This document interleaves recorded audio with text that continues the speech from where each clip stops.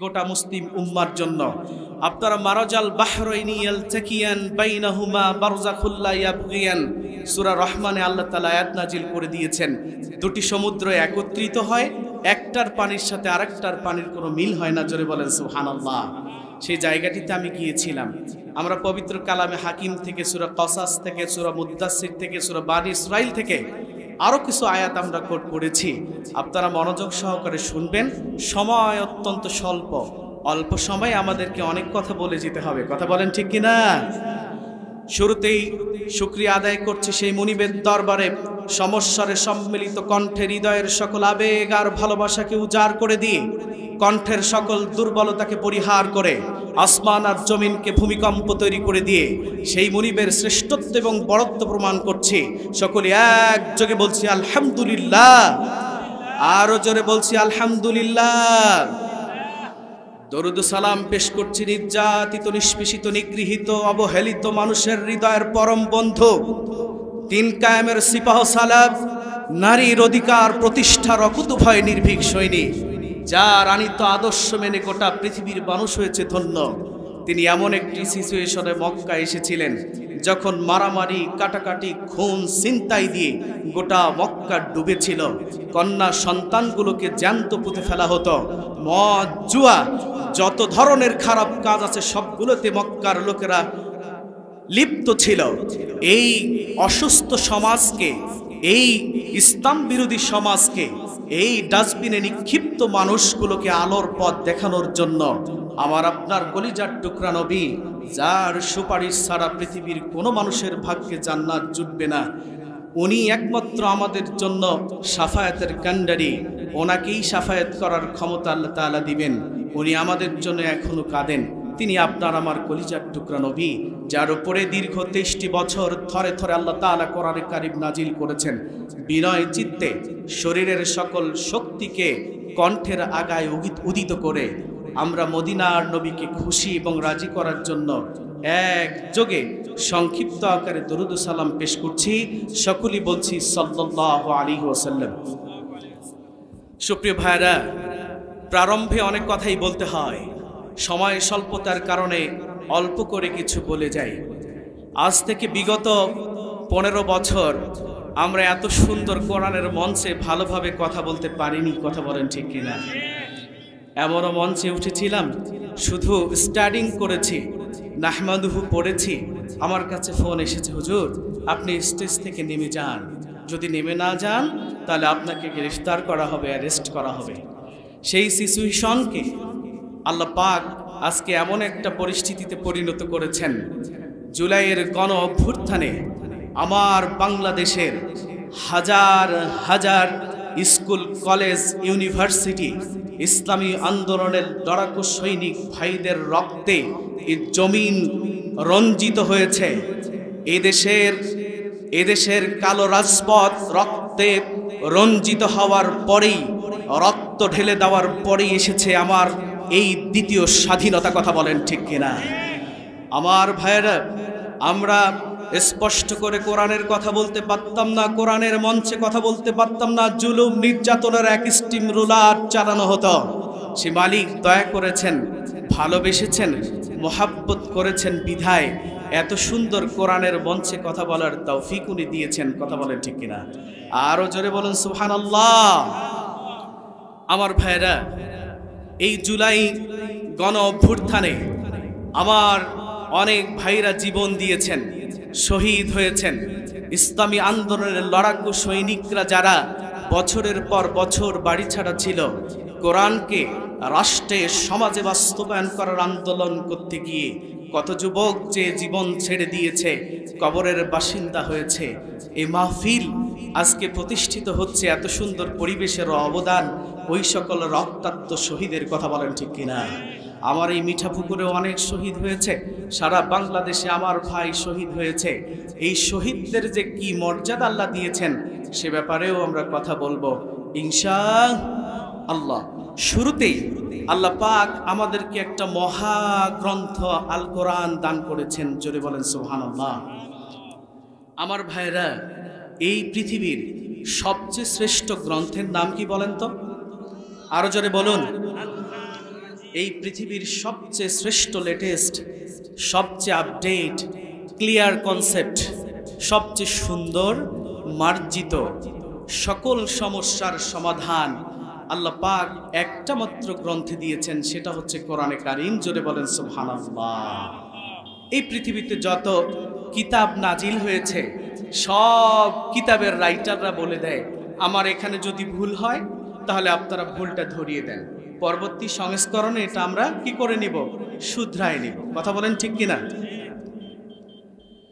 মিঠা পুকুরের ভাইরা কান লাগায় শুনতে হবে, আজ থেকে ১৫০০ বছর পূর্বে আমার আল্লাহ নবী মুহাম্মদুর রাসূলুল্লাহ সাল্লাল্লাহু আলাইহি ওয়াসাল্লামকে বললেন, নবীজি আপনি তাম দুনিয়ার মানুষগুলোকে মেসেজ দিয়ে দেন, যালিকাল কিতাবু লা রাইবা ফীহি হুদাল লিল মুত্তাকিন। জোরে বলুন আল্লাহু আকবার। নবীজি তাম দুনিয়ার মানুষগুলোকে আপনি মেসেজ দিয়ে দেন, এই পৃথিবীর যত লেখক, যত রাইটার, যত সাহিত্যিক আছে, তারা কিতাব রচনা করার পর, বই লেখার পর তাদের বইয়ের শেষের দিকে লিখে দেয়, যদি আমার বইয়ে কোনো ভুল হয়ে যায় আল্লাহর ওয়াস্তে মাফ করে দিবেন, পরবর্তী সংস্করণে আমি এটাকে শুধরাই নিব। কিন্তু আমার আল্লাহ এমন আল্লাহ, যিনি আসমানের মালিক, জমিনের মালিক, নবীজিকে ডাক দিয়ে বললেন, ও নবী আমি এমন একটি কিতাব নাজিল করলাম, এই কিতাবের ভিতরে শুরুতেই বলে দিলাম, যালিকাল কিতাবু লা রাইবা ফি, এটা এমন একটি কিতাব, তোমরা যদি অনুবীক্ষণ যন্ত্র দিয়ে এটাকে থিসিস করো, অ্যানালাইসিস করো, গবেষণা করো, একটা বিন্দু মাত্র ভুল তোমরা ধরতে পারবে না। জোরে বলেন সুবহানাল্লাহ। এই পৃথিবীর যত বিজ্ঞানী, ইহুদি নাসারারা কোরআন যে এত জাদু, এত মধু, এই কোরআনের প্রশংসা শুনে তাদের ঈর্ষা হতো, হিংসা করত, তারা কোরআনটা গবেষণা করা শুরু করলো। তারা মনে করেছে কোরআনের ভিতরে অনেক ভুল থাকতে পারে, কোনো কিতাব তো ভুলের ঊর্ধ্বে নয়। তারা গবেষণা করলো, অ্যানালাইসিস করলো, তারা গবেষণা করে সূরাতুল ফাতিহা থেকে শুরু করে নাস পর্যন্ত গবেষণা করে তারা ঘোষণা দিল, ও দুনিয়ার মানুষেরা, সম্মান যদি পেতে চাও, যদি তোমরা ইজ্জত পেতে চাও, যদি তোমরা জান্নাতে যেতে চাও, তাহলে নবী মুহাম্মদের উপরে যে কিতাব আল্লাহ তাআলা নাজিল করেছেন ওটার কাছে চলে আসো, তোমরা পড়ে পড়ে জান্নাতের রাস্তাটা তৈরি করো। জোরে বলেন সুবহানাল্লাহ। আমার ভাইয়েরা, সময় অত্যন্ত স্বল্প, সময় ওয়েস্ট করা যাবে না। আমি যে কথাটি বলতেছিলাম, তাম দুনিয়ার সমস্ত গবেষকরা কোরআনটা অ্যানালাইসিস করে আত্মসমর্পণ করতে বাধ্য হয়েছে, কারণ হলো দুনিয়ার সব গ্রন্থগুলো মানুষের রচনা করা, একটা মাত্র গ্রন্থ হলো স্বয়ং আল্লাহ তাআলাই রচনা করেছেন, তিনি হলেন আল্লাহ। জোরে বলেন সুবহানাল্লাহ। আমার ভাইয়ারা, রব্বুল আলামিন কোরআনে কারীমে স্পষ্ট বর্ণনা করেছেন, তাম দুনিয়ার মানুষগুলোকে জানিয়ে দিয়েছেন, وَنُنَزِّلُ مِنَ الْقُرْآنِ مَا هُوَ شِفَاءٌ وَرَحْمَةٌ لِّلْمُؤْمِنِينَ। জোরে বলুন আল্লাহু আকবার। নবীজিকে ডাক দিয়ে বললেন, নবীজি বলুন, আমি এমন একটি গ্রন্থ আপনার উপরে নাজিল করেছি, বর্ণনা করেছি, ওয়ানুনাজ্জিলু মিনাল কুরআনি মা হুয়া শিফাউন ওয়া রাহমা, এটা মুমিনদের জন্য একটা রহমান, এটা মুমিনদের জন্য শিফা, মহা ঔষধ। কান লাগান, কোরআনের শব্দের দিকে একটু মনোযোগ লাগান। শিফা মানে ঔষধ, মেডিসিন। আপনার যখন জ্বর হয়, সর্দি লাগায়, অথবা অন্য কোনো রোগে আপনারা আক্রান্ত হন, তাহলে আপনারা MBBS ডাক্তারের পরামর্শ নিয়ে ঔষধ খেয়ে রোগটাকে ভালো করার সিদ্ধান্ত আপনারা নেন। কথা বলেন ঠিক কিনা?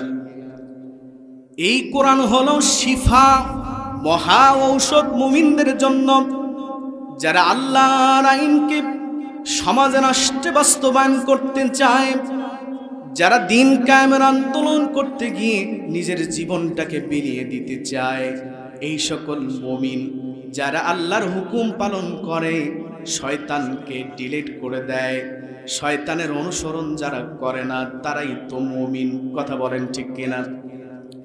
এই মুমিনদের জন্য আল্লাহ তাআলা কোরআনটাকে শিফা করে পাঠিয়ে দিয়েছেন, মহা ঔষধ হিসাবে বর্ণনা করেছেন।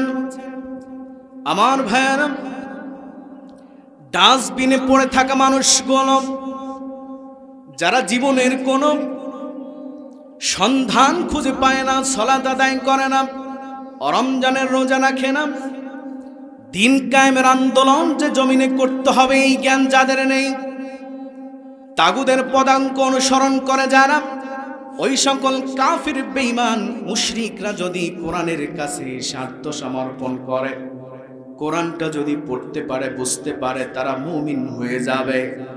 আর এই মুমিনদের জন্যই কোরআনে কারীম মহা শিফা, মহা ঔষধ আর রহমত। কিন্তু আমার ভাইয়েরা, আয়াতের শেষের অংশে আল্লাহ তাআলা বললেন, ওয়ালা ইয়াজিদুজ জালিমিনা ইল্লা খাসারা। আর যারা জুলুম করবে দুনিয়ায়, যারা জালিম, যারা মুশরিক, যারা কাফির, এই কোরআন তাদের বিপক্ষে আল্লাহর আদালতের কাঠগড়ায় বিচার দিবে। জোরে বলেন নাউজুবিল্লাহ। ও আমার ভাইয়েরা, এত সুন্দর গ্রন্থ আল্লাহ তাআলা কোরআন কারীম হিসেবে নাজিল করলেন। আমি যখন মিশরে 4 বছর আগে যখন মিশরে পদার্পণ করলাম, সাইয়্যিদিনা মূসা আলাইহিস সালামের দেশে যখন গেলাম, বহুল আগ্রহ নিয়ে যখন আমি মিশরে গেলাম, পরের দিন সকালবেলা কায়রো শহরে বের হলাম। বের হয়ে মুরগির দোকানে দেখি ফজরের নামাজের পর কোরআন বাজিয়ে রেখেছে। জোরে বলেন সুবহানাল্লাহ। দোকানদারকে জিজ্ঞেস করলাম, ভাই কোরআনের বাক্সতে কোরআন কেন বাজাচ্ছেন? বলে, আমরা আজ শুধু নয়, সারাটি জীবন যখন ফজরের আজান হয় নামাজ আদায় করি, নামাজের পরই আমরা কাজ করতে থাকি, আর আমাদের সাউন্ড বক্সে কোরআনে কারীম বাজতে থাকে। জোরে বলেন সুবহানাল্লাহ। আমি বললাম, ভাই আপনি কতটুকু কোরআন মুখস্থ করেছেন? জীর্ণ শীর্ণ গরিব এক যুবক, সে বলল, আমি এই মুরগির দোকানে কাজ করতে করতে আমি অভাবের তাড়নায় মাদ্রাসায় যেতে পারিনি। মিঠাপুকুরের ভাইয়ের একটু কান লাগান, কোরআনের প্রতি কত আকর্ষণ ইজিপ্টের লোকদের, মিশরের লোকদের। বলছে, আমি গরিব মানুষ, ছোটবেলায় মাদ্রাসায় যেতে পারিনি, বাবা হারা, কিন্তু তাই বলে কি কোরআন পড়বো না? এমন তো হতে পারে না, কারণ কোরআন এমন একটা গ্রন্থ, এই গ্রন্থের ভাষায় আমাকে কবরে প্রশ্ন করা হবে। এজন্য আমি মুরগির দোকানে কাজ করি, আর কাজ করতে করতে সাউন্ড বক্সে যে কোরআন বাজে, ওই কোরআন শুনতে শুনতেই আমি 20 পারা কোরআন মুখস্থ করে ফেলেছি। জোরে বলেন সুবহানাল্লাহ। তারা কিভাবে কোরআনটা পড়ে দেখুন। আর একটু এগিয়ে দেখি কলার দোকান, ওই ঠেলা গাড়িতে করে অনেক যুবক মিশরে কায়রো শহরে কলা বিক্রি করে। কলার দোকানিকে দূর থেকে আমি দেখলাম, তার কাস্টমার যখন চলে গেল, সে পকেট থেকে কোরআনে কারীমটা বের করে তিলাওয়াত করা শুরু করলো। জোরে বলেন সুবহানাল্লাহ। আমি কাছে গিয়ে বললাম, ভাই আপনি তো দাঁড়ে দাঁড়ে কোরআন তিলাওয়াত করছেন, আপনি তো বাড়িতেও পড়তে পারতেন। বলে, ভাই বাড়িতে পড়ার সুযোগ আমার নেই, আমি সময় পাই না। যখন আমি কলা বিক্রি করি, কাস্টমার যখন থাকে না, তখন আমি আল্লাহর কোরআনটা বের করে প্রতিনিয়ত 1 মিনিট লস করি না, কোরআন পড়তে থাকি। জোরে বলেন সুবহানাল্লাহ। আমি বললাম, ভাই কতটুকু কোরআন আপনি পড়েছেন? বুকে হাত দিয়ে বলেন, আনা আসিফ ইয়া শেখ, আমাকে মাফ করবেন ইয়া মাওলানা। আমি অভাবের তাড়নায় মাদ্রাসায় যেতে পারিনি, পড়তে পারিনি, স্কুল কলেজ ইউনিভার্সিটিতে কিন্তু তাই বলে কি আমি কোরআন পড়ব না? তা তো হবে না। আমি দাঁড়িয়ে দাঁড়িয়ে 10 পারা কোরআন মুখস্থ করেছি। জোরে বলেন সুবহানাল্লাহ। আর আমাদের কপাল পুড়ে গেছে, আমরা তো মুসলিম, কোরআনটা আঁঠালের উপরে রেখে দেই, 6 মাস 1 বছর পর আবার বের করে আবার মুছিয়ে আবার আমরা আঁঠালের উপরে রেখে দেই। কথা বলেন ঠিক কিনা? আমার ভাইয়েরা, এই জন্য কি কোরআন নাজিল করা হয়েছে? জোরে বলেন তো, এই জন্য কি কোরআন নাজিল করা হয়েছে? এই জন্য কোরআন নাজিল করা হয় নাই। রব্বুল আলামিন কোরআনে কারীমকে এত সুন্দর করে সাজিয়েছেন, গুছিয়েছেন।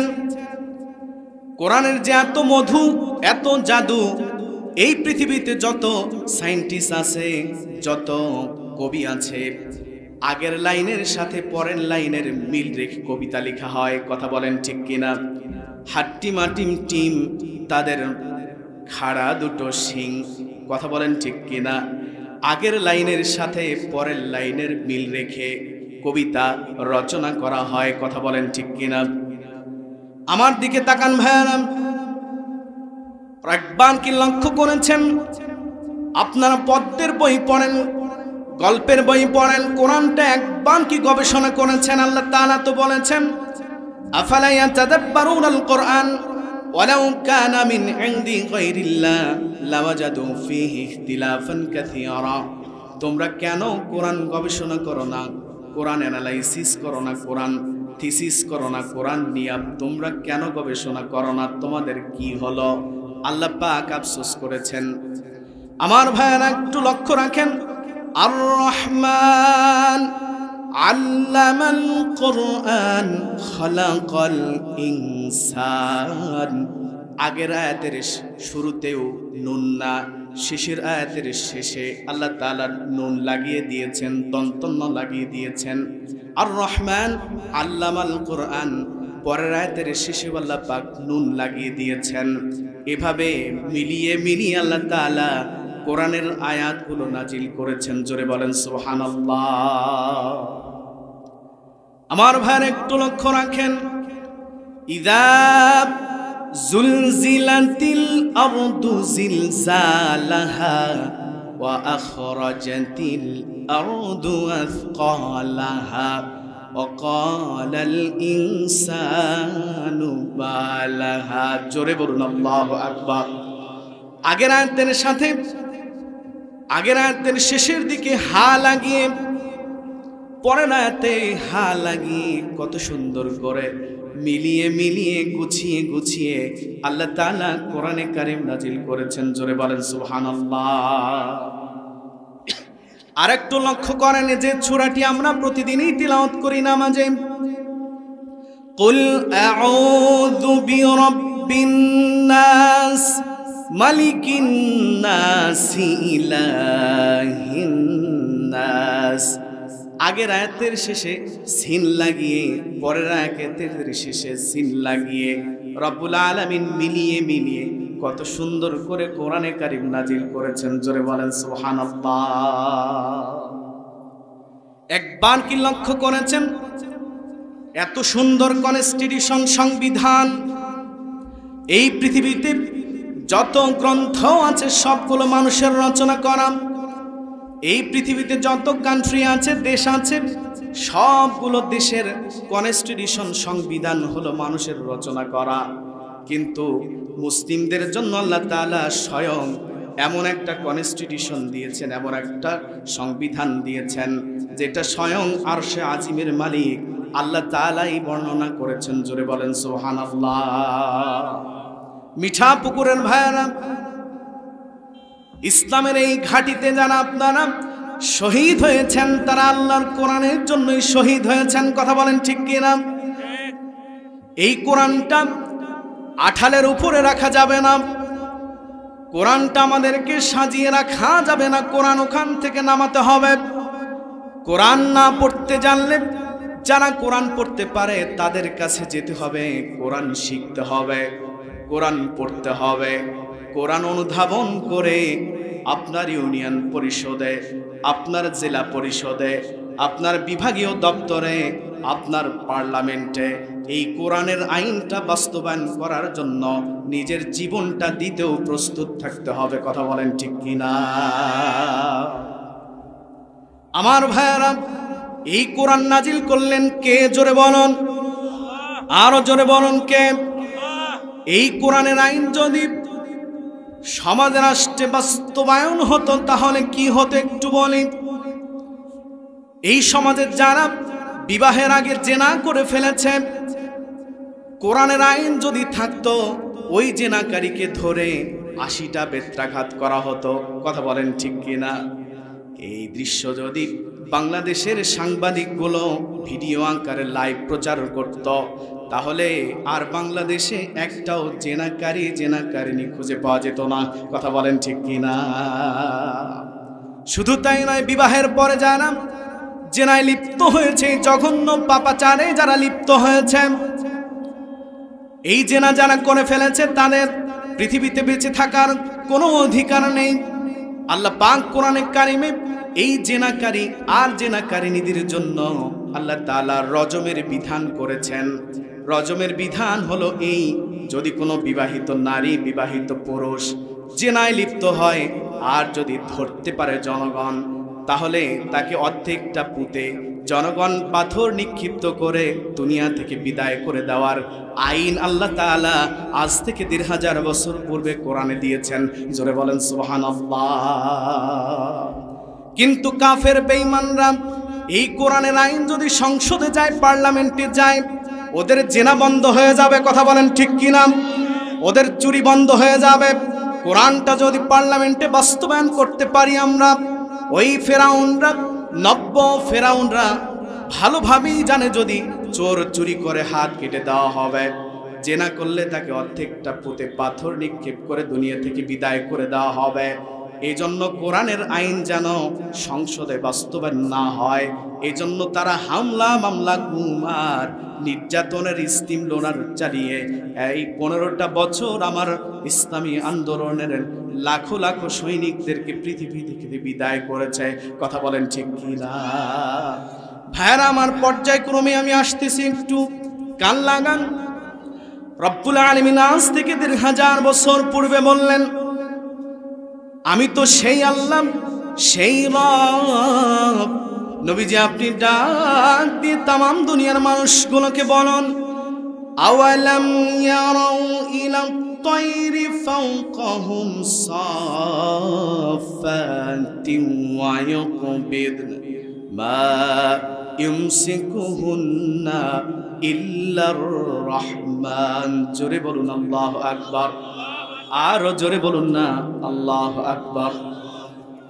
রব্বুল আলামিন বললেন, এই দুনিয়ার মানুষ কি একবার লক্ষ্য করে না, একবার কি চিন্তা করে না, মিঠা পুকুরের আকাশে যখন একটা পাখি এক স্থান থেকে আর এক স্থানে চলে যায়, যখন দেখবেন এই পাখিটা ডানা মেলে মেলে এক জায়গা থেকে আর এক জায়গায় যায়। কথা বলেন ঠিক কিনা? আবার লক্ষ্য করবেন ডানা মেলে মেলে যেতে যেতে পাখিটা ডানাটা গুটিয়ে ফেলে সাই করে এক জায়গা থেকে আর এক জায়গায় যায়। রব্বুল আলামিন বললেন, আওয়ালাম ইয়ারাউ ইলা তায়রি ফাওকাহুম সাফাতিন ওয়া ইয়াকবিদ। ও নবীজি বলুন, এই পাখিগুলো কার হুকুমে, কার ক্ষমতায় আসমানে শূন্যে এক জায়গায় থেকে আর এক জায়গায় যায়? আল্লাহ রাব্বুল আলামিন বললেন, এটা দুনিয়ার কোনো মানুষের ক্ষমতা নয়, একমাত্র আল্লাহ তাআলাই এই ক্ষমতা দান করেছেন। এই ক্ষমতায় পাখিগুলো এক জায়গা থেকে আর এক জায়গায় উড়ে উড়ে যেতে পারে। জোরে বলেন সুবহানাল্লাহ। আপনারা ফেরাউনের নাম শুনেছেন তো? পৃথিবীর সবচেয়ে বড় জালিম, সবচেয়ে বড় ফাসাদ সৃষ্টিকারীর নাম কি? আরো জোরে বলেন কি?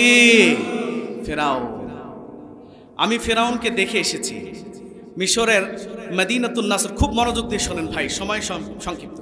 মিশরের মদিনাতুন নাসর সিটি থেকে ফেরাউনকে দেখার জন্য যখন গেলাম, ন্যাশনাল মিউজিয়ামে তাকে শুইয়ে রাখা হয়েছে।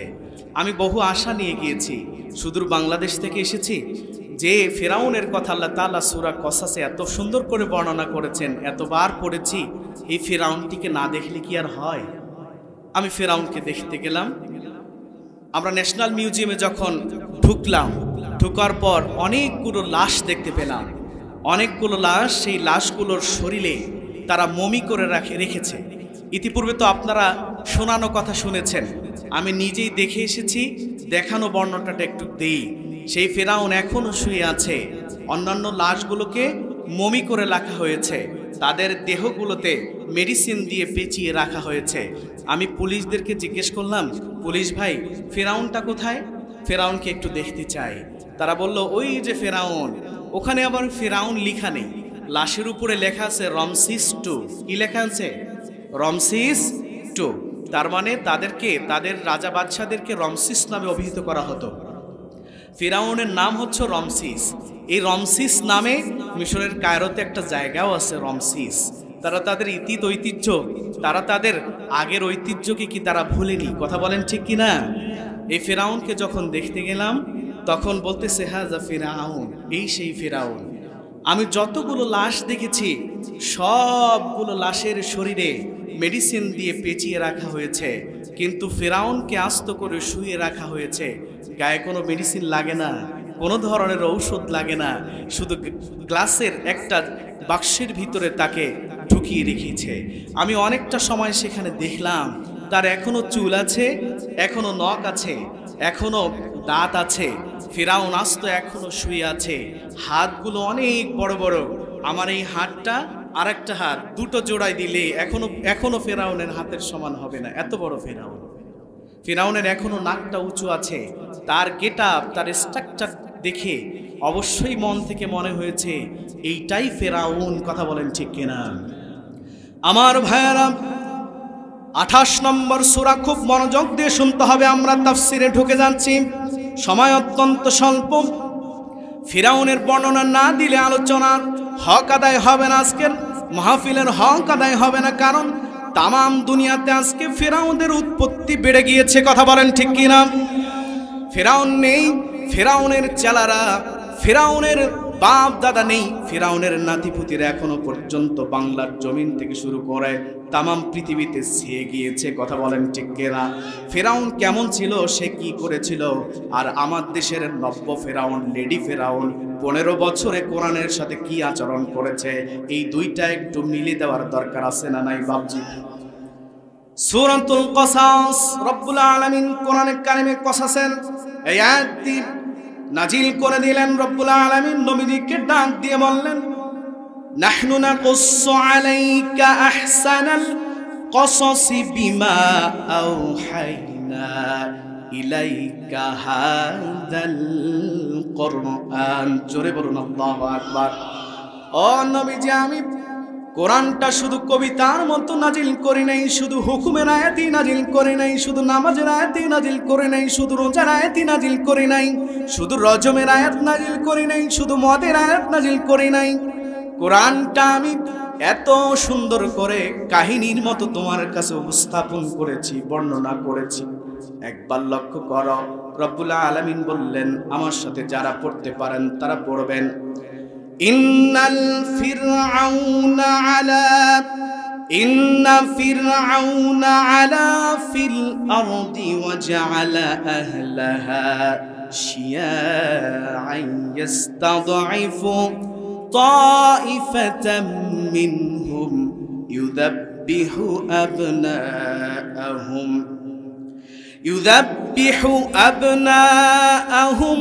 ويستحيي نساءهم إنه كان من المفسدين। জোরে বলুন আল্লাহু আকবার। রব্বুল আলামিন বললেন, ও নবীজি, আপনি কান খুলে শুনুন আর মেসেজ দিয়ে দেন, নিশ্চয়ই ফিরআউন মিশর থেকে উদ্ধত হয়েছে। ইন্না ফিরআউনা আলা ফিল আরদি, এখানে অনেক মুফাসসির উপস্থিত আছেন, অনেক আলেমরা উপস্থিত আছেন, শব্দের দিকে একটু তাকাবেন।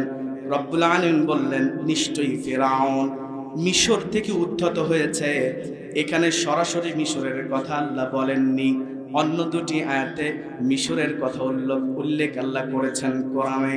এখানে আরদুন যে শব্দটা আল্লাহ ব্যবহার করেছেন, গোটা পৃথিবীর সমস্ত মুফাসসিররা একমত পোষণ করেছেন এই আরদুন শব্দটাকে আল্লাহ তাআলা মিশরকে সাব্যস্ত করেছেন, মিশরকে বুঝিয়েছেন। জোরে বলেন সুবহানাল্লাহ। ইন্না ফিরআউন আলা ফিল আরদি, ফিরআউন মিশর থেকে উদ্ধত হয়েছে। শুধু তাই নয়, মজার ব্যাপার হলো ওয়াজআলা আহলাহা শিয়াআন ইস্তাদঈফু তাইফাতাম মিনহুম, সে তার সাম্রাজ্যের ভিতরে তার ক্ষমতাকে টিকিয়ে রাখার জন্য, তার সাম্রাজ্যে অটুট থাকার জন্য সে তার দলগুলোকে, সে তার লোকগুলোকে অনেকগুলো দলে বিভক্ত করেছিল। আমার দেশের ফিরআউনও তার ক্ষমতা টিকায় রাখার জন্য তার নিজের দলকেও অনেকগুলো দলে বিভক্ত করে রেখেছিল। কথা বলেন ঠিক কিনা? আমার ভাইয়েরা, কোরআনে কারীম সম্পর্কে দেখেন, কোরআনে বর্ণনা দিচ্ছেন ফিরআউনের বর্ণনা। ফিরআউন ক্ষমতার মসনদকে টিকিয়ে রাখার জন্য তার দলগুলোকে অনেকগুলো দলে বিভক্ত করেছিল। ওয়াজআলা আহলাহা শিয়াআন ইস্তাদঈফু তাইফাতাম মিনহুম, আর তার ক্ষমতা টিকিয়ে রাখার জন্য তার দলের মধ্যে একটি দলকে সে জুলুম নির্যাতনের স্টিম রোলার চালাতো। সেই দলটি হলো বানি ইসরাইল। জোরে বলেন সুবহানাল্লাহ। ফিরআউন জানতো এই বনি ইসরাইল থেকে এমন একজন যুবকের জন্ম হবে, সে আমার ক্ষমতার মসনদকে ভেঙে গুড়িয়ে চুরমার করে দিবে। এই চিন্তা করে সে রব্বুল আলামিন কোরআনে কারিমে বর্ণনা করলেন, নিশ্চয়ই ফিরআউন মিশর থেকে উদ্ধত হয়েছে আর ক্ষমতার মসনদকে টিকিয়ে রাখার জন্য তার দলগুলোকে বিভিন্ন দলে বিভক্ত করেছিল।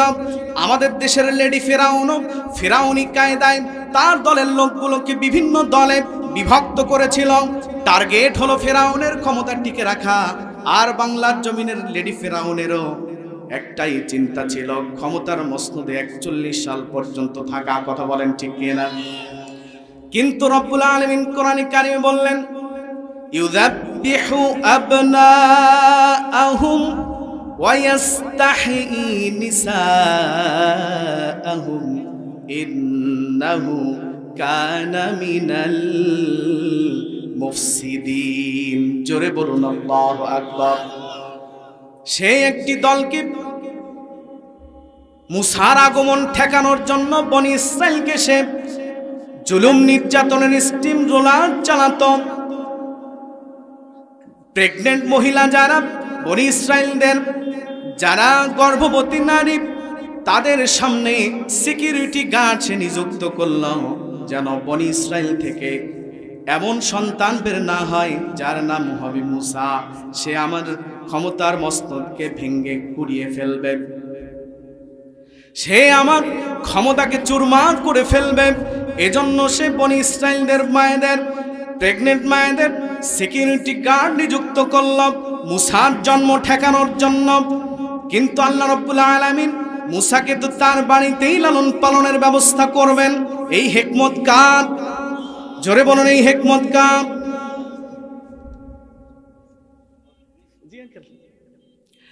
আমার ভাইয়েরা, রব্বুল আলামিন আজ থেকে ১৫০০ বছর পূর্বে কোরআনে কারিমে বললেন, ইউযাব্বিহু আবনাআহুম ওয়া ইস্তাহয়ী নিসাআহুম ইন্নাহু কানা মিনাল মুফসিদিন। জোরে বলুন আল্লাহু আকবার।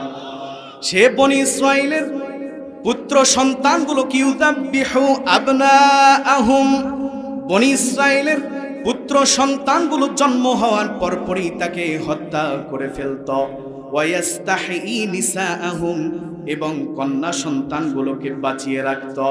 তার কারণ হলো সে জানতো বনি ইসরাইল থেকে এমন এক যুবকের জন্ম হবে, সে আমার ক্ষমতার মসনদ ভেঙে গুড়িয়ে দিবে। কিন্তু আমার দেশের লেডি ফিরআউনকে দেখা গিয়েছে কোরআনের মসনদকে এই সমাজে বা রাষ্ট্রে, পার্লামেন্টকে কোরআনের আইন বাস্তবায়ন যেন না হয়, এজন্য বানি ইসরাইলের মতো একদল কোরআন প্রেমিক যারা আল্লাহর দ্বীনকে সমাজে রাষ্ট্রে বাস্তবায়ন করতে চায়, তাদের উপরে গুম মামলা হামলা দিয়ে ফাঁসির কাস্টে ঝুলিয়ে পৃথিবী থেকে বিদায় করেছে। ফিরাউনের যে চিন্তা ছিল ক্ষমতাকে টিকে রাখার জন্য, আমার দেশেরও লেডি ফিরাউনের ক্ষমতার মস্তদে টিকিয়ে থাকার জন্য ওইও হত্যাকারী ছিল।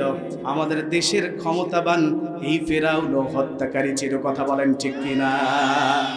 এদের ব্যাপারে রব্বুল আলামিন এই সকল লোকদের ব্যাপারে সুন্দর করে বর্ণনা করলেন, ইন্নাহু কানা মিনাল মুফসিদিন। জোরে বলুন আল্লাহু আকবার। এরাই নিশ্চয়ই এরাই দুনিয়াতে সবচেয়ে বড় ফাসাদ সৃষ্টিকারী। কথা বলেন ঠিক কিনা? রব্বুল আলামিন পড়াতে বললেন, অনুরিদু আন নামুন্না আলাল্লাযীনা ইসতুদঈফু ফিল আরদি ওয়া নাজআলাহুম আইম্মাতাও ওয়া নাজআলাহুমুল ওয়ারিসিন। জোরে বলুন আল্লাহু আকবার। রব্বুল আলামিন বললেন, ফিরাউন তুমি তো চেয়েছো মুসার জন্ম ঠেকানোর জন্য। অনুরিদু আন নামুন্না আলাল্লাযীনা ইসতুদঈফু তাইফাতাম মিনহুম, আগে পড়েছি আমরা, কিন্তু পরের আয়াতে আল্লাহ তাআলা বললেন, অনুরিদু আন নামুন্না আলাল্লাযীনা ইসতুদঈফু ফিল আরদি। আল্লাহ তাআলা বললেন, ও ফিরাউন তুমি চেয়েছো মুসাকে এই পৃথিবীতে যেন আনা না হয়, মুসার জন্ম ঠেকাতে চেয়েছ, কিন্তু আমি আল্লাহ তাআলা এমন এক রব, আমি এমন এক ক্ষমতাবান প্রভু, আমি মুসার জন্ম দিব, আবার মুসাকে আমি নবী বানাবো এবং আমি মুসাকে ক্ষমতা দিব তোমার মসনদকে ভেঙে গুড়িয়ে দেওয়ার জন্য। জোরে বলেন সুবহানাল্লাহ। রব্বুল আলামিন পরাতে বললেন, অনুমাক্কিনা লাহুম ফিল আরদি ওয়া নুরিয়া ফিরআউনা ওয়া হামানা ওয়া জুনুদাহুমা মিনহুম মা কানু ইয়াহজারুন। জোরে বলুন আল্লাহু আকবার। আল্লাহ পাক বললেন, ও ফিরআউন আমি তোমাকে এই ক্ষমতার মসনদে কিছুদিনের জন্য রাখব, কিন্তু আমি তোমাকে এবং তোমার সৈন্যবাহিনীকে এবং হামানের সৈন্যবাহিনীকে আমি আল্লাহ তাআলা ওই মুসাকে পৃথিবীতে আবির্ভাব করে রব্বুল আলামিনকে এই মুসাকে ক্ষমতায় আধিষ্ঠিত করতে গিয়ে আধিষ্ঠিত করব, ক্ষমতার মস্তনে বসাব, আল্লাহর কোরআনের, আল্লাহর বিধানের, আল্লাহর শ্রেষ্ঠত্বের ঘোষণা আমি জমিন থেকে দিব। এজন্য আল্লাহ তাআলা মুসা আলাইহিস সালামকে দুনিয়ায় নিয়ে এসেছিলেন। জোরে বলেন সুবহানাল্লাহ। মুসা আলাইহিস সালাম যেখানে আল্লাহর সাথে কথা বলেছেন, মিশরের কায়রো থেকে 1200 কিলোমিটার দূরে সিনা। আমরা গভীর রাত 1টা থেকে নিয়ে শুরু করে 6টা পর্যন্ত আমরা একাধারে হাঁটলাম। সাবেক গণতন্ত্রের এই ফেরিওয়ালার নামধারী একজন রাষ্ট্রের একজন দায়িত্বশীল রাষ্ট্রদূত আমাদের সাথে ছিল।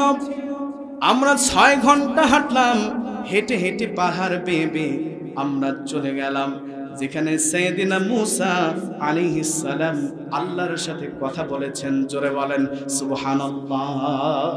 নূরের তাজাল্লিতে, আল্লাহ তাআলার নূরের তাজাল্লিতে আশেপাশের যত পাহাড় আছে সব পাহাড়গুলো পুড়ে ছাই হয়ে গিয়েছে। যারা আপনারা মিশরে যাবেন, এখনো দূরে সিনার সাইডের পাহাড়গুলো দেখবেন কালো বর্ণ আকার ধারণ করে আছে। জোরে বলেন সুবহানাল্লাহ। মুসা আলাইহিস সালাম আল্লাহর কাছে দোয়া করেছিলেন, আমার ভাই হারুনকে নবী হিসেবে মনোনীত করেন। আল্লাহ তাআলা দোয়া কবুল করেছিলেন। এখনো পর্যন্ত দূরে সিনার নিচে সাইয়েদেনা হারুন আলাইহিস সালামের মাকবারা এখনো আছে। জোরে বলেন সুবহানাল্লাহ। আমার ভাইরা, রব্বুল আলামিন কোরআনে কারিমে বললেন, ওয়া আওহাইনা ইলা উম্মি মুসা আন আরদিঈ ফাইদা খিফতি আলাইহি ফাআলকিহি ফিল ইয়াম্মি ওয়ালা তাখাফি ওয়ালা তাহজানি ইন্না রাদ্দুহু ইলাইকি ওয়া জাইলুহু মিনাল মুরসালিন। জোরে বলুন আল্লাহু আকবার। রব্বুল আলামিন বললেন, আমি মুসার মাকে ওয়া আওহাইনা ইলা উম্মি মুসা, আমি মুসার মাকে বার্তা পাঠালাম, ইলহাম দিলাম, মেসেজ দিলাম, ও মুসার মা আনারদিআই, তুমি তোমার সন্তানকে দুধ পান করাও। ফাইদা খিফতি আলাইহি, যদি তুমি ফিরাউনের সৈন্যদের থেকে তোমার সন্তানের জন্য ভয় করো যে ফিরাউনের সৈন্যরা তোমার সন্তানকে দুনিয়া থেকে বিদায় করে দিবে, তাহলে তুমি কি করো? ফালকিহি ফিল ইয়াম্মি, তুমি মিশরের নীল নদে ভাসিয়ে দাও। জোরে বলেন সুবহানাল্লাহ। এখানে ইয়াম্মি শব্দের অর্থ হলো দরিয়া। আল্লাহ তাআলা এভাবেই বর্ণনা করলেন, তুমি ভয় পেও না। রব্বুল আলামিন এভাবে বললেন, ওয়ালা তাখাফি ওয়ালা তাহজানি, ও মুসার মা তুমি ভয় পেও না, তুমি কোনো চিন্তা করো না, আমি আল্লাহ তো এমন রব, এমন একজন আল্লাহ, ইন্না রাদ্দুহু ইলাইকি ওয়া জাইলুহু মিনাল মুরসালিন, আমি মুসাকে তোমার কাছে ফিরিয়ে দেব। সাধারণভাবে ফিরিয়ে দেব না, আমি মুসাকে জগতের নবী হিসাবেও মনোনীত করব। জোরে বলেন সুবহানাল্লাহ। আমার ভাইয়েরা, এই কয়েকটি আয়াত থেকে শিক্ষা হলো, ফিরাউন তার ক্ষমতার মসনদকে টিকিয়ে রাখার জন্য বনী ইসরাইলের হাজার হাজার লোকদেরকে জুলুম নির্যাতনের স্টিম রোলার চালিয়েছিল, তাদের কন্যা সন্তানদেরকে বাঁচিয়ে রেখেছিল, পুত্র সন্তানদেরকে পৃথিবী থেকে বিদায় করে দিয়েছিল। একটাই টার্গেট হলো ক্ষমতার মসনদকে টিকিয়ে রাখা। আর এই পৃথিবীর নব্য ফেরাউনদেরই একই টার্গেট, তারা ইসলামী আন্দোলনের লড়াকু সৈনিকদেরকে পৃথিবী থেকে বিদায় করে ক্ষমতার মসনদে টিকে রাখার জন্য, টিকে থাকার জন্য ব্যস্ত আছে। কিন্তু রব্বুল আলামিন এই ক্ষমতা চিরস্থায়ী করেননি, ওদেরকে ফাসাদ সৃষ্টিকারী মুফসিদ হিসেবে আল্লাহ তাআলা পরিচিত করেছেন।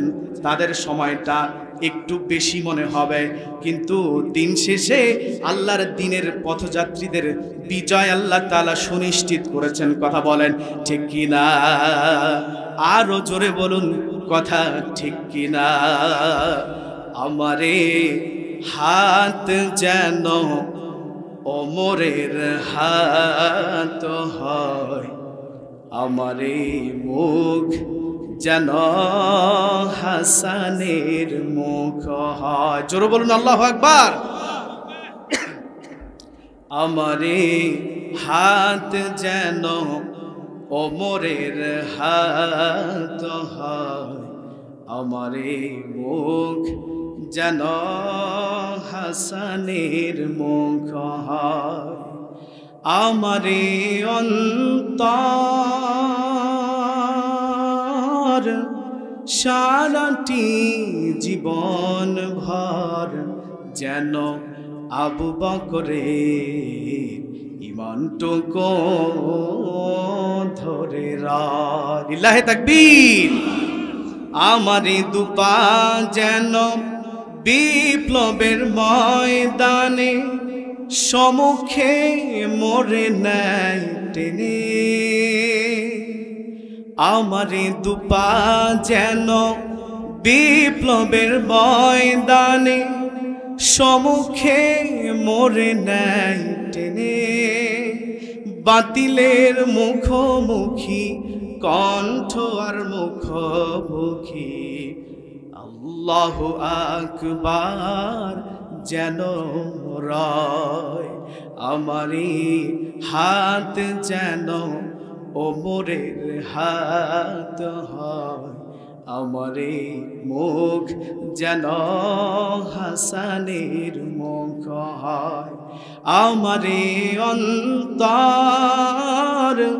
সারাটি জীবন ভর যেন আবু বকরের ইমানটুকু ধরে রায় যেন আবু বকরের ইমানটুকু ধরে রায়। জোরে বলুন আল্লাহু আকবার, আরো জোরে বলুন আল্লাহু আকবার। আমার ভাইয়েরা, সময় অত্যন্ত স্বল্প, কিছু পয়েন্ট আমি নিয়ে এসেছিলাম, অল্প করে বলি।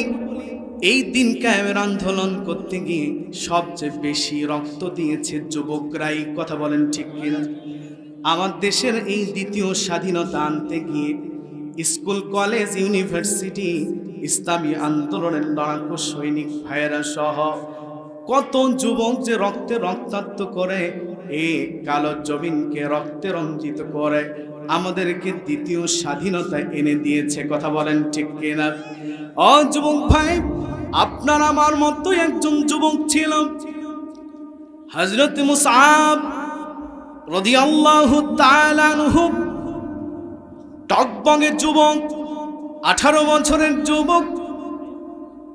আল্লাহর নবী মুহাম্মদুর রাসূলুল্লাহ সাল্লাল্লাহু আলাইহি ওয়াসাল্লাম যখন কোরআনের দাওয়াত দেওয়া শুরু করলো মক্কায়, ইমারতুল আরকাম নামে একটি বিল্ডিং এ কয়েকজন সাহাবীদেরকে নিয়ে তিনি মক্কায় আল্লাহর কোরআনের দাওয়াত দেওয়া শুরু করে দিল।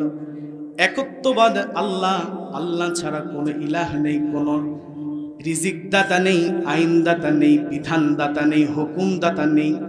আল্লাহ রব্বুল আলামিন এই সমাজকে প্রতিষ্ঠিত করেছেন তার বিধানকে বাস্তবায়ন করার জন্য।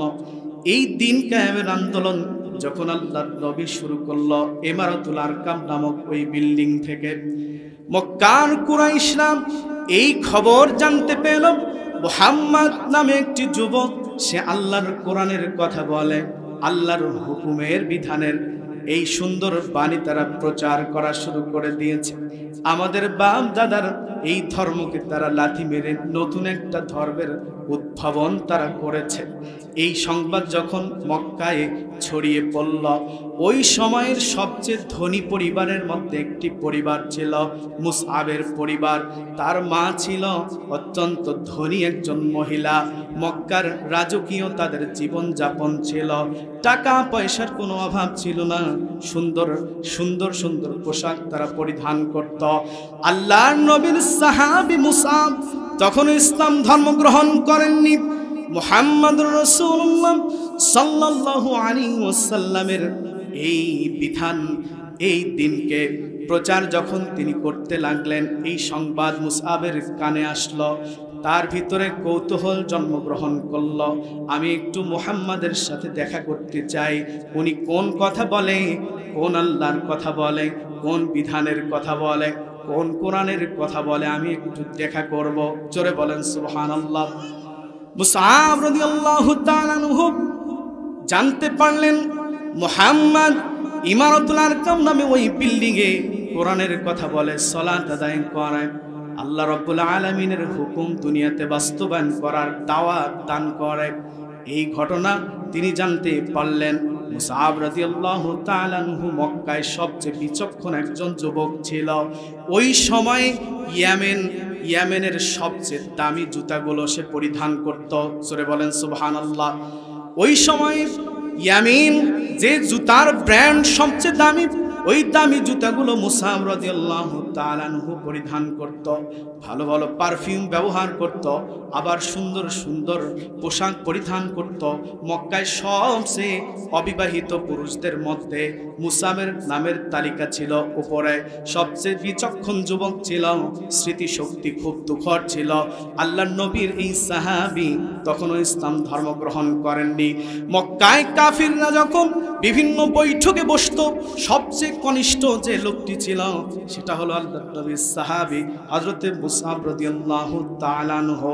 তিনি জানতে পারলেন ইমারতুল আরকামে আল্লাহর নবী মুহাম্মদ সাল্লাল্লাহু আলাইহি ওয়াসাল্লাম দ্বীনের দাওয়াত দিচ্ছে, নতুন একটি ধর্মের ব্যাপারে মানুষগুলোকে আকৃষ্ট করছে। আমি জানি না এই আলোচনাটা শেষ করতে পারবো কিনা, সংক্ষিপ্ত আকারে একটু বলে যাই। ও যুবক ভাই, কোন নেতার পিছনে ঘোরো, কোন আদর্শের পিছনে তুমি ঘুরে নিজের চরিত্রটাকে শেষ করে দিলে? তোমার হাতে তো ইসলামী আন্দোলনের নেতারা যারা কোরআনের স্বপ্ন দেখে তারা তোমাদের হাতে কোরআন তুলে দেয়, আর যারা সমাজের লোভী, সমাজে যারা এই সমাজকে যারা দূষিত করতে চায় তারাই ক্ষমতার মসনদে টিকিয়ে থাকার জন্য তোমার হাতে কলম বাদ দিয়ে অস্ত্র তুলে দিয়েছিল। কথা বলেন ঠিক কিনা? আমার ভাইয়েরা, মুসআবের জিন্দেগি একটু দেখেন। যুবক ভাইয়েরা কান লাগান। মুসআব রাদিয়াল্লাহু তাআলা আনহু ইমারতুল আরকামে চুপি চুপি গেলেন, গিয়ে দেখেন আল্লাহর নবী রাহমাতাল লিল আলামিন, যার সুপারিশ ছাড়া পৃথিবীর কোনো মানুষের ভাগ্যে জান্নাত জুটবে না, আমার আপনার কলিজার নবী, মদিনার নবী সালাত আদায় করছেন। সালাত শেষে তিনি কোরআন তিলাওয়াত করছেন কয়েকজন সাহাবীদেরকে নিয়ে। এমত অবস্থায় মুসআব দাঁড়িয়ে গেলেন। আল্লাহর নবী মুসআবকে ডাকলেন, তুমি এদিকে আসো। মুসআব বসলেন। নবীজি তার এই ডান হাত মুসআব রাদিয়াল্লাহু তাআলা আনহুর বুকে রাখলেন। বুকে রাখার পর তাকে কোরআনের দাওয়াত দিলেন, কালিমার দাওয়াত দিলেন। মুসআব রাদিয়াল্লাহু তাআলা আনহু তখনও কালিমা পড়েননি। নবীজির মুখে এত সুন্দর কোরআন শুনে, এত সুন্দর বাণী শুনে মুগ্ধ হয়ে বললেন, ও মুহাম্মদ, এটা তো সাধারণ কোনো কিতাব নয়, সাধারণ কোনো গ্রন্থ হতে পারে না, এটা অবশ্যই অন্য এক মালিকের গ্রন্থ। কে সেই মালিক, কে সেই রব? আপনি একটু আমাকে বলুন। ওই রবের শ্রেষ্ঠত্ব এবং ঘোষণা করে আমাকে এখনই পড়িয়ে দিন। আশহাদু আল্লা ইলাহা ইল্লাল্লাহু ওয়াহদাহু লা শারীকা লাহু। জোরে বলুন সুবহানাল্লাহ। হযরত মুসা রাদিয়াল্লাহু তাআলা আনহু আল্লাহর নবীর হাতে বায়াত গ্রহণ করলেন, ইসলাম ধর্ম গ্রহণ করলেন। গ্রহণ করার পর তিনি মক্কার এই কুখ্যাত কাফের বেঈমানদেরকে ভয় করেননি, তিনি ভয় করেছেন তার মায়ের। তার কারণ হলো এই সকল কাফের বেঈমানের চেয়েও তার মা ছিল ক্ষমতাবান, তার মা ছিল অত্যন্ত রাগী একজন মহিলা। মুসআব জানতে পেরেছিলেন যদি এই ধর্ম গ্রহণের খবর আমার মা জানতে পারে তাহলে আমাকে দুনিয়া থেকে বিদায় করে দিবে, জুলুম করবে, নির্যাতনের স্টিম রোলার চালাবে। আল্লাহর নবীর কাছ থেকে আল্লাহর এই বিধান, কোরআনে কারিমের আইন তিনি মেনে নিয়ে আশহাদু আল্লা ইলাহা ইল্লাল্লাহ, আল্লাহর হুকুম মেনে নিয়ে মুসলিম যখন তিনি হলেন, কালেমা পড়ে যখন বাড়িতে আসলেন, তিনি তার মাকে জানালেন না ইসলাম ধর্মের গ্রহণ করার কথা, তিনি তার মাকে জানালেন না। এমত অবস্থায় এই অবস্থায় কিছুদিন চলতে থাকলো। মক্কার কাফের বেঈমানরা জানতে পারল মুসআবের মতো এই প্রভাবশালী একজন যুবক মুহাম্মাদের ধর্ম গ্রহণ করেছে, ইসলাম ধর্ম গ্রহণ করেছে। আমাদের নিজেদের বাপ দাদার এই ধর্মকে লাথি মেরে মুহাম্মাদের ধর্ম অ্যাকসেপ্ট করেছে, গ্রহণ করেছে। এটা একটু চিন্তার বিষয়। কারণ হলো মুসআব ছিল ধনী যুবক, টাকা পয়সার কোনো অভাব ছিল না, কুরাইশদের অনেক বিষয়ে সে হেল্প করত। এই সংবাদ যখন পেল মক্কার কাফের বেঈমানরা মুসআবের মাকে খবর পাঠালো। মুসআবের মা মুসআবকে নিয়ে কাফেরদের সামনে হাজির হলো। মক্কার কুরাইশদের কাফেররা ওই মুসআবের মাকে বলল, তোমার সন্তান মুসআব নাকি মুহাম্মাদের ধর্ম গ্রহণ করেছে, আমাদের বাপ দাদার ধর্মকে লাথি মেরেছে, কথা কি সত্য না মিথ্যা? জোরে বলুন সুবহানাল্লাহ।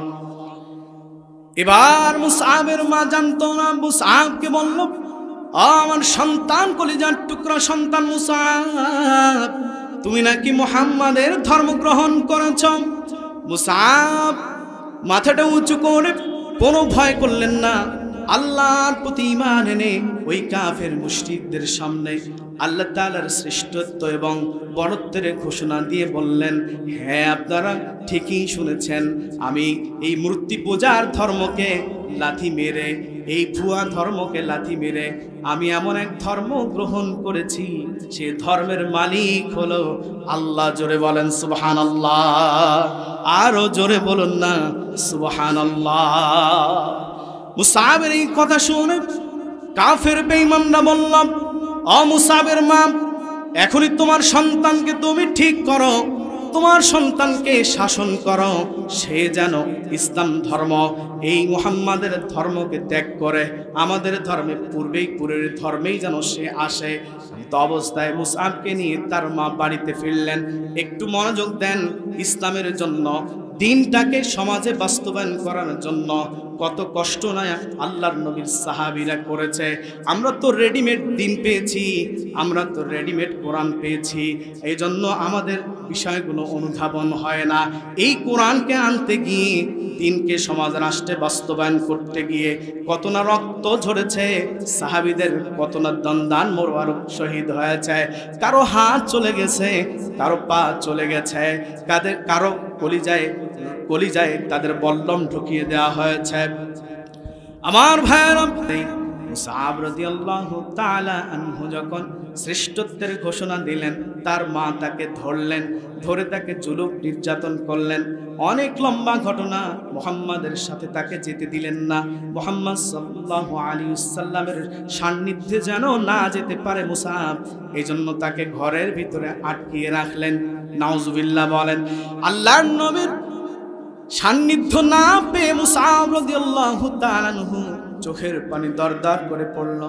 আর উনি ঘরের ভিতরে বন্দি থাকা অবস্থায় জানতে পারল আল্লাহর নবী কিছু সাহাবীদেরকে আবিসিনিয়ায় হিজরতের পারমিশন দিয়েছেন। ওই সময় নাম ছিল আবিসিনিয়া, এখন হলো ইথিওপিয়া। তিনি আল্লাহর কাছে দোয়া করলেন, ওই সকল সাহাবীদের সঙ্গে তিনি ইথিওপিয়ায় হিজরতকারী ইসলামের প্রথম দলে শামিল হবেন। জোরে বলেন সুবহানাল্লাহ। লম্বা ঘটনা বলতে পারবো না, আমি শেষে বলে দিয়ে যাই।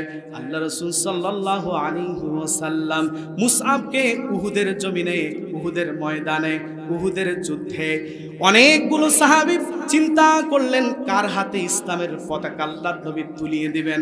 এমত অবস্থায় আল্লাহ রাব্বুল আলামিনের নবী রাহমাতাল লিল আলামিন মুহাম্মাদুর রাসূলুল্লাহ, জোরে বলুন সাল্লাল্লাহু আলাইহি ওয়াসাল্লাম, নবীজি আল্লাহর নবীর সাহাবী মুসআবের হাতে কালেমার পতাকা ধরিয়ে দিয়েছেন। জোরে বলেন সুবহানাল্লাহ। উহুদের ময়দানে তিনি জিহাদ করতে গিয়ে হাত কেটে পড়ল, বাম হাতে তিনি কালেমার পতাকা ধরলেন, বাম হাতটা ঝুলিয়ে পড়ে গেল, বল্লম দিয়ে তার বুকে আঘাত করলেন। মুসআব রাদিয়াল্লাহু তাআলা আনহু রক্তাক্ত হয়ে পড়ে গেলেন, চোখের পাতা নিভু নিভু অবস্থায়। তারপরেও নবীজির এই দায়িত্ব জীবনে বাস্তবায়ন করার জন্য চোখের পলক যতক্ষণ না পর্যন্ত নড়েছে, ইসলামের পতাকা দাঁত দিয়ে কামড়ে ধরে আল্লাহর নবীর এই সাহাবী উঁচু করে রেখেছিল। জোরে বলেন সুবহানাল্লাহ। ঈমানের পথে অবিচল থেকে আমার মরণ যেন হয়, তোমারই কাছে মিনতি আমার, তোমারই কাছে মিনতি আমার, মহামহিম দয়াময়,